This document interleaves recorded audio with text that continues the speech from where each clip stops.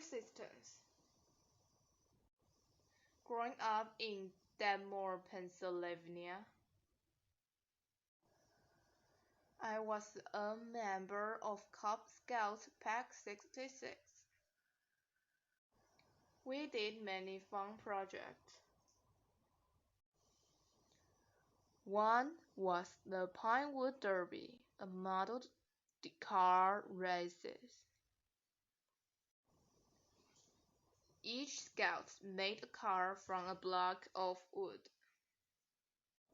I carved and sanded the wood all by myself. Since my dad did not have many tools, I used a rusty file and some old sandpaper. My car did not look good. In fact, it was ugly. I tried to cover the scratches and scrub with paint,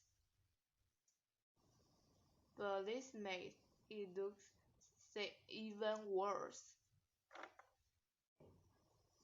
I was worried. How would such an ugly car do well? On race day, many of the other scout cars looked great. I thought I didn't have a chance. To my surprise, my car was the fastest, and I won first place. The next year, I couldn't wait to race in the Pinewood Derby again. This time, I had help from one of my dad's friends.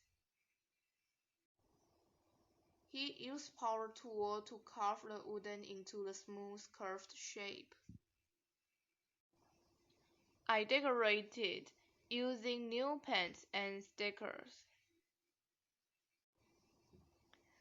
I even used a little toy man as a driver.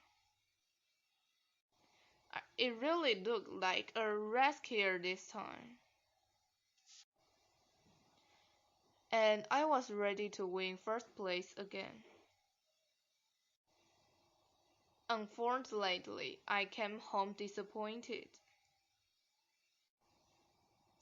My car was one of the best looking cars at the race. But it was also one of the slowest. I lost in the first round. I never wanted to do another project again. After I had worked so hard to make my car look special, I had still lost. The next year, my scout pack had a space derby. The race rocket made from block of wood.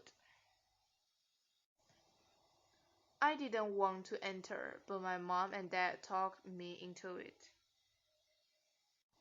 I was glad they did. Once I started working on my rocket, I became determined to do my best. This time, I worked as hard sanding and gluing my rocket as I did paint it. I know now that's how it worked was more important than how it looked. Once again, I won first places. I learned a valuable lesson, and it had nothing to do with winning. I had learned to be persistent, to keep trying, and not to give up. This lesson stayed with me as I grew older.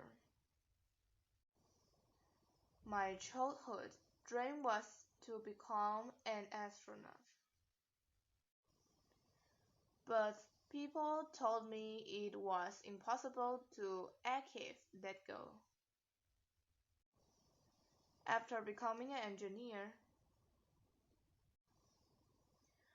I used persistence to get a job at NASA's Goddard Space Flight Center in Maryland.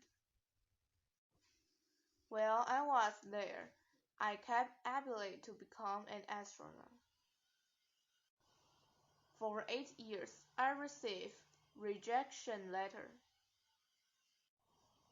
Finally, in 1996, NASA invited me to Houston, Texas.